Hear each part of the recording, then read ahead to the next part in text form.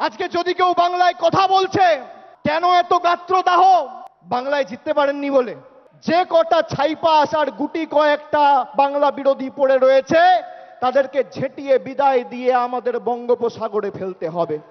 2021-এর আগে বলেছিলাম খেলা হবে, এবার বলছি পদ্মফুল উপড়ে ফেলা হবে। একজন নির্বাচিত মুখ্যমন্ত্রী তিনি পদে বসে বলছেন বাড়িতে বাংলায় কথা বললে বাংলাদেশি।